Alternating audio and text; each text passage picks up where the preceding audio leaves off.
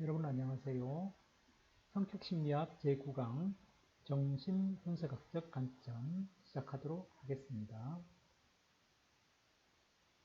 9-1차 시 첫 번째 성격의 구조, 두 번째 정신의 구조에 대해서 학습하도록 하겠습니다. 학습 목표는 첫 번째 성격의 구조를 설명할 수 있다.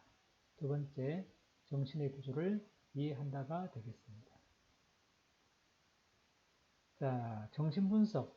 여러분들이 아마 교육심리라든지 교육학 개론을 통해서 심리학 개론을 통해서 많이 접했던 인물이기도 하죠.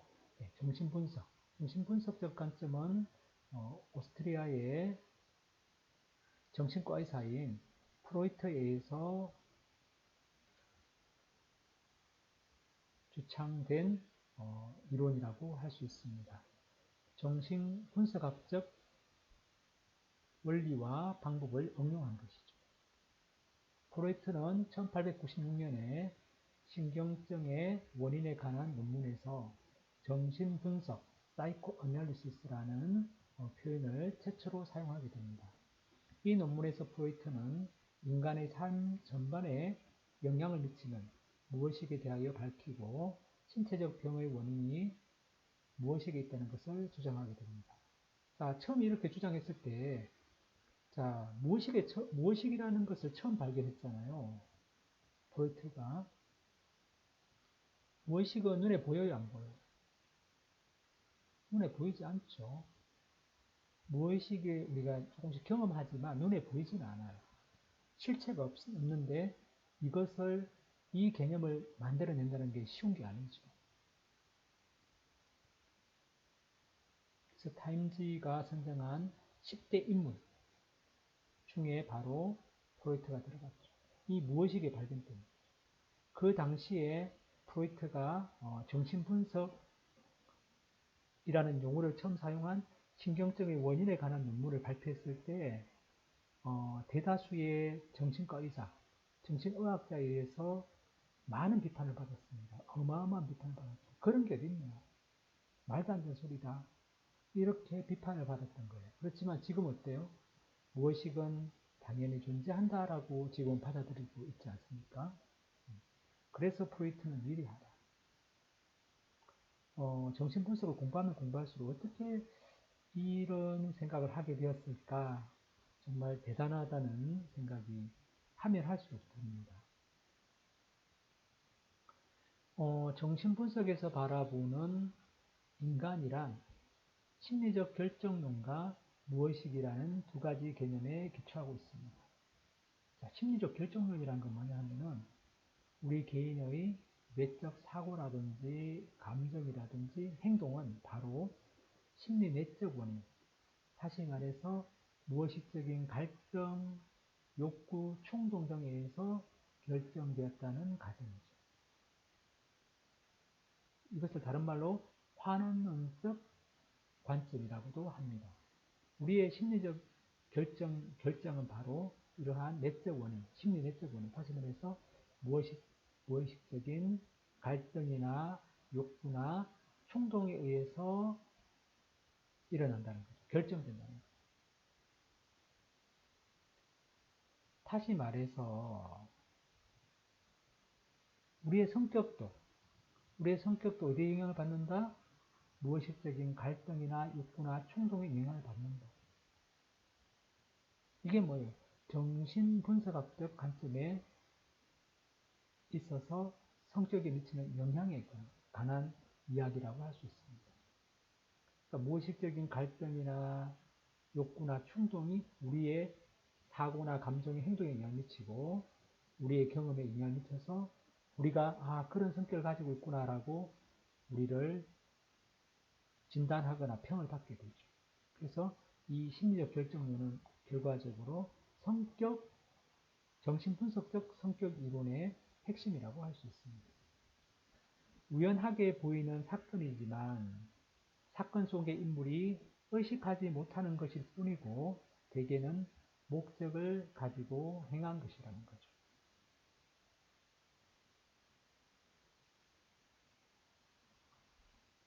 그 목적이 무슨 목적입니까? 무의식적인 목적이라는 거죠. 무의식적인 욕구나 충동이나 갈등이 그것을 그러한 목적을 가지고 행하는 것이라는 거죠. 그래서 우연한 사건은 없다. 그런 것이죠. 자, 조금 전에 선생님이 설명을 했습니다. 정신분석의 통사를 보면 뉴욕타임즈의 사설입니다. 인류는 이제까지 3번에 걸친 커다란 통사를 경험해왔다. 먼저 코페르니쿠스에 의해 우주에 대한 지구 중심의 꿈이 여지없이 깨져버렸고, 이 통사가 무슨 뜻이에요? 통사가.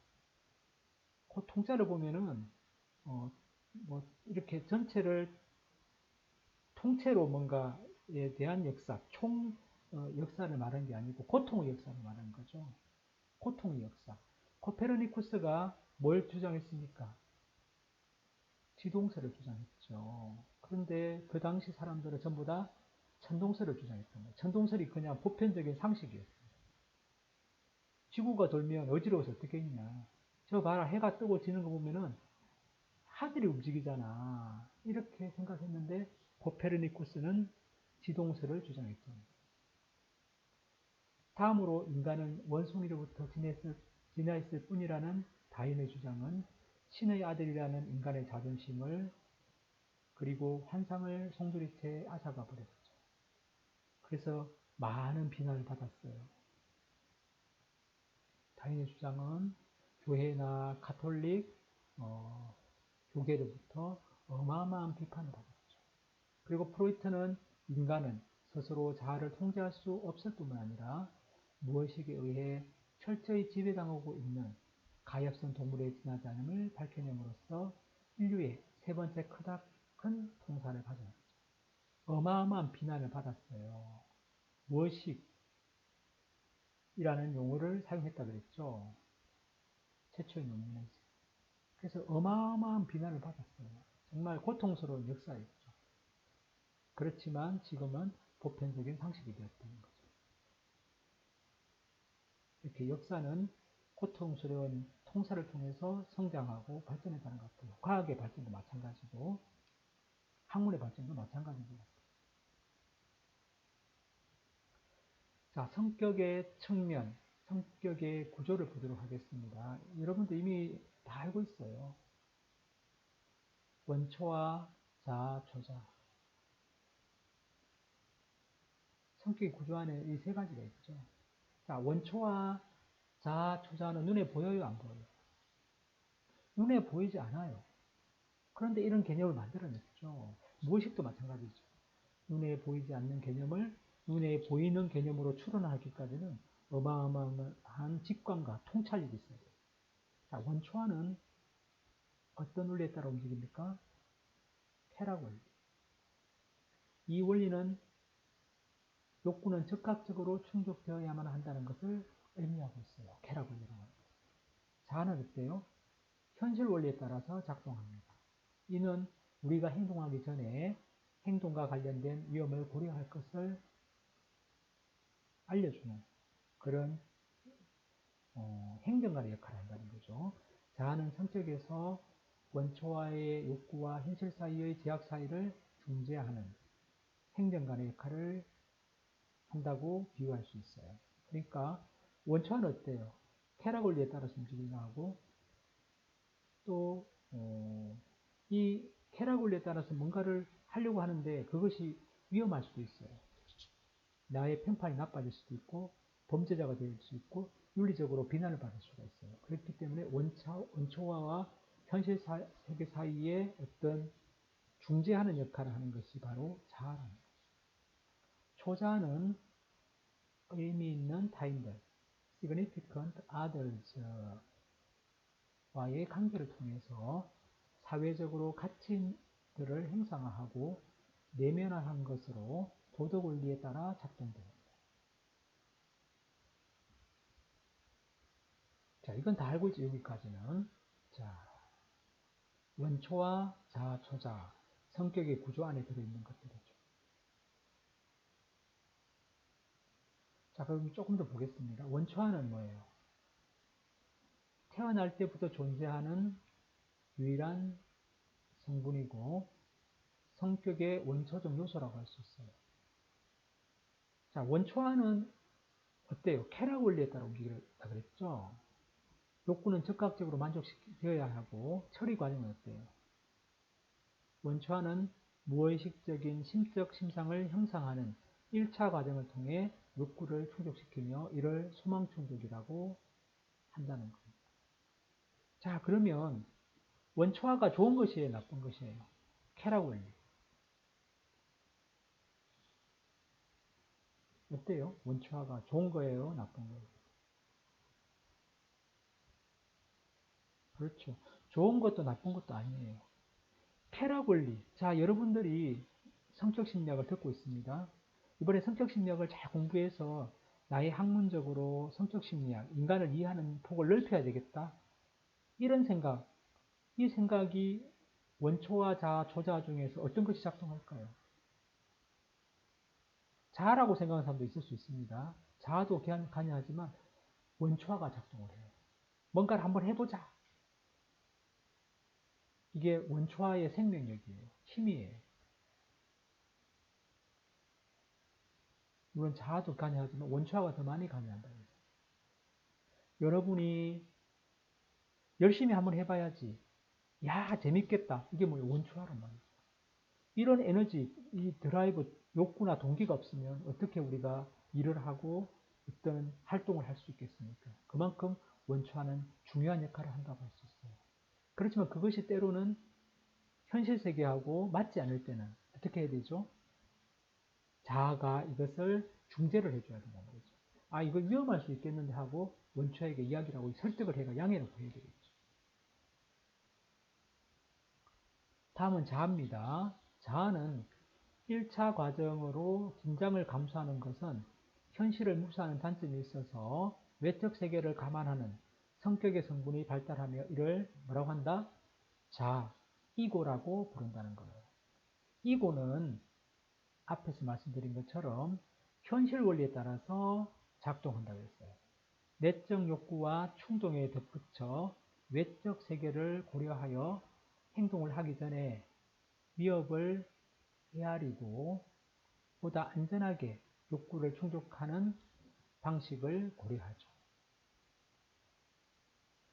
2차 과정도 합니다.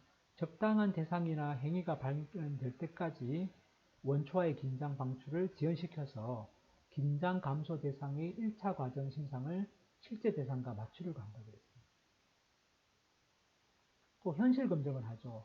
현실적 사고 능력은 자아가 욕구를 만족시킬 행동에 대한 계획을 세우고 그것이 가능할지 여부를 검증해야 되겠죠.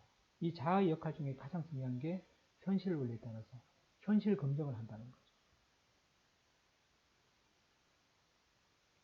자, 초자는 어떻습니까? 성격의 마지막에 발달하는 성분이라고 할 수 있어요.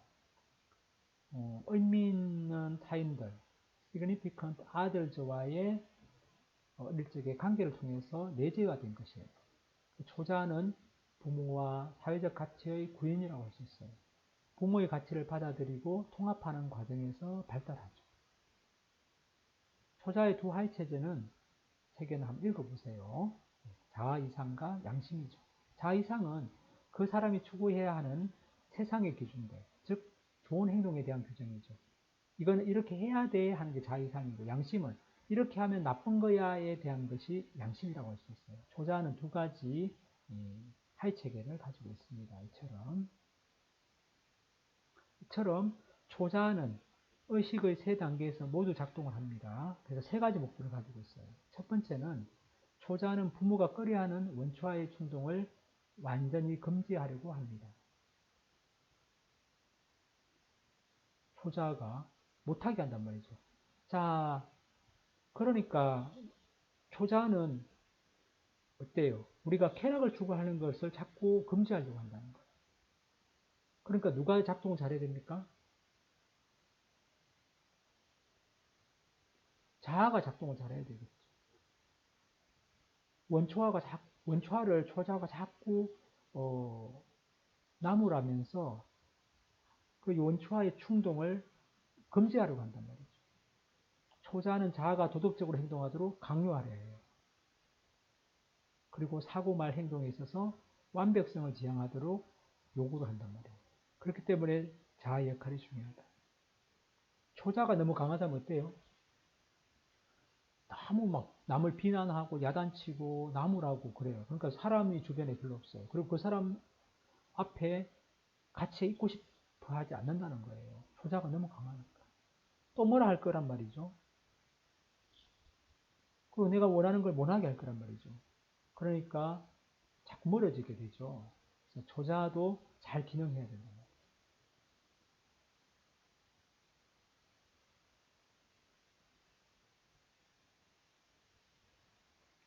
자, 여기서 핵심입니다. 핵심. 우리가 건강한 성격을 가지려면 이 성격의 구조인 자, 원초와 초자의 힘의 균형이 중요하다는 거죠. 조금 전에 초자 이야기했잖아요. 초자. 초자는 어떻게 한다고 그랬어요? 자아와 원초와에까지 영향을 미친다고 했고, 자아에게는 똑바로 하라고 자꾸 강요를 하게 되고, 원초와에게는 네 그거 원초와의 충동이 발현되지 않도록 못하게 해요. 어디서 그런 걸 하고 있어? 이렇게 못하게 한단 말이죠. 그렇게 되면은 욕구가 억압이 되고 또 방어기제를 지나치게 많이 사용하게 되고 관계가 나빠진다 그랬죠. 인간관계가. 그래서 사람이 너무 도덕군자처럼 되니까 어때요? 사람들이 옆에 없어요. 너무 깨끗한 물에는 물고기가 살 수 없는 것과 같은 논리라고 할 수 있어요. 자, 그러면 한 번씩 보겠습니다. 자아는 원초와의 욕망과 초자의 도덕적 명령 및 외적 현실 세계의 제약을 동시에 다루면서 세 가지 힘들 사이의 균형을 유지해야 된다. 이런 갈등적인 힘을 다루는 자아의 능력 혹은 역량을 자아 강도라고 해요. 자아 강도가 너무 지나치게 강하면 어때요? 사람이 융통성이 없어요. 고지식하고 고집이 세단 말이죠. 옹고집이 되죠. 자아 강도가 너무 약하면 이 사람 이 말하면 이리 듣고 저 사람 저래 하면 저 말 듣고 그래가 자기의 어떤 중심이 없어가지고 자기 삶을 살지 못해요.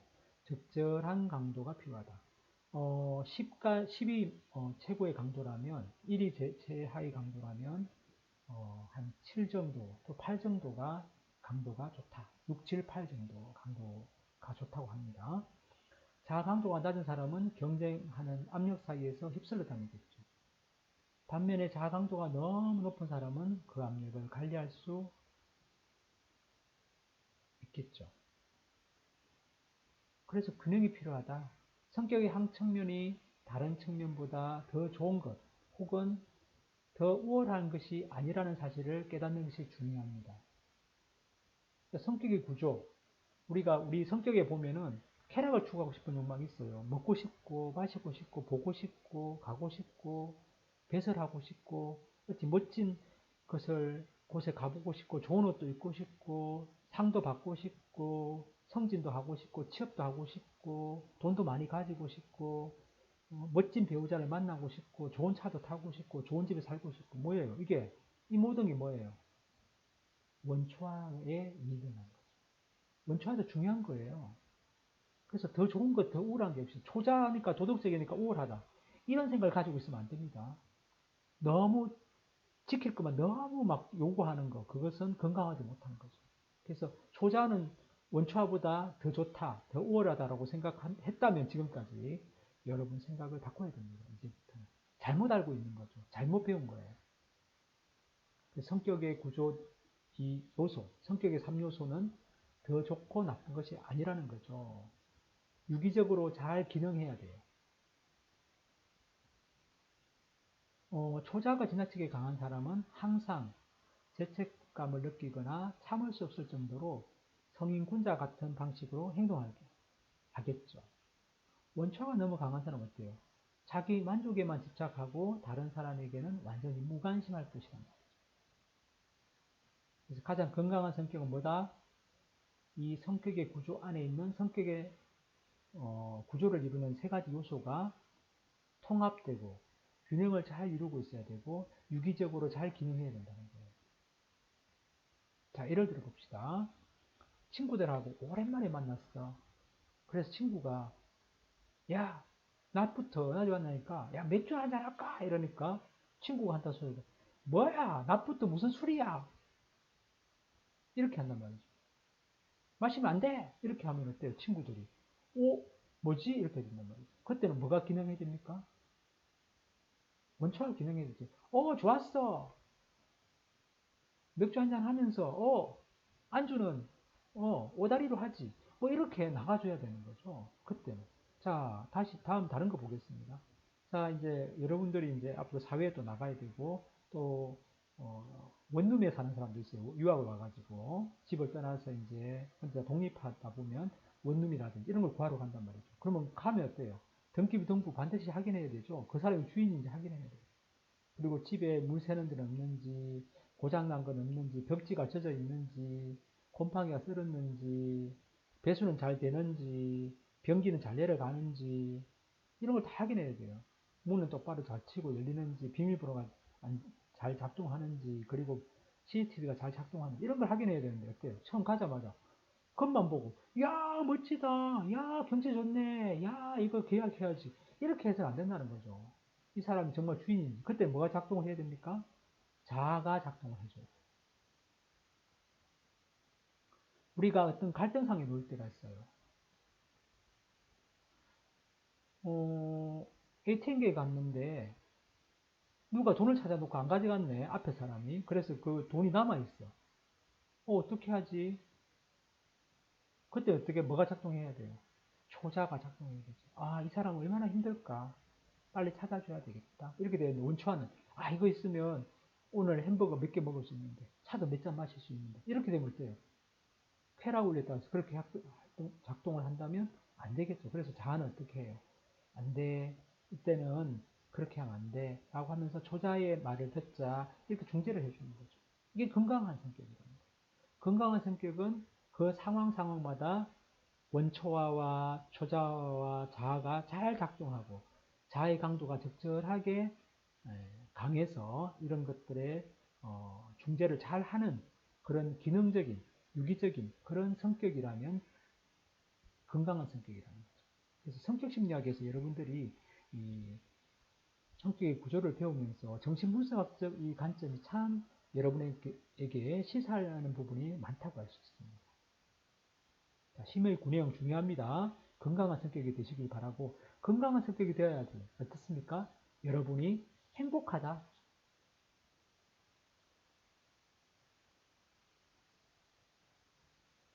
다음은 정신의 구조 보겠습니다. 정신의 어떤 구조? 지형학적인 구조.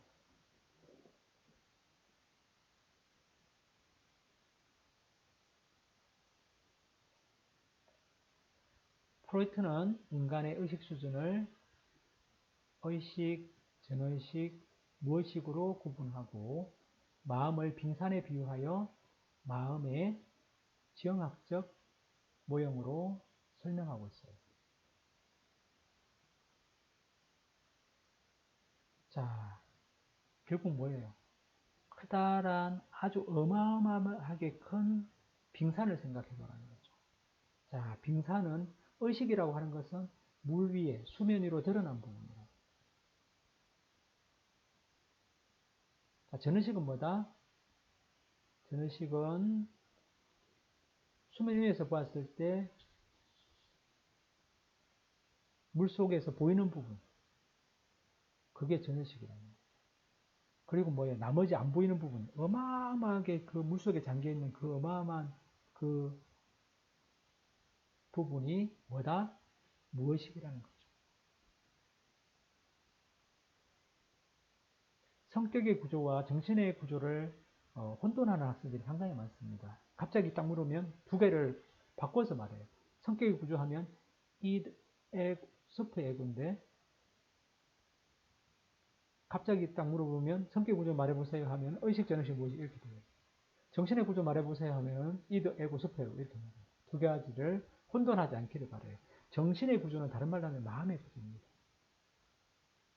마음을 그리스어로 사이키라고 합니다. 사이키. 그래서 사이칼로지. 사이키는 원래 나비라고 합니다. 나비. 그리스어로 나비인데 우리 마음을 왜 나비라고 했을까요?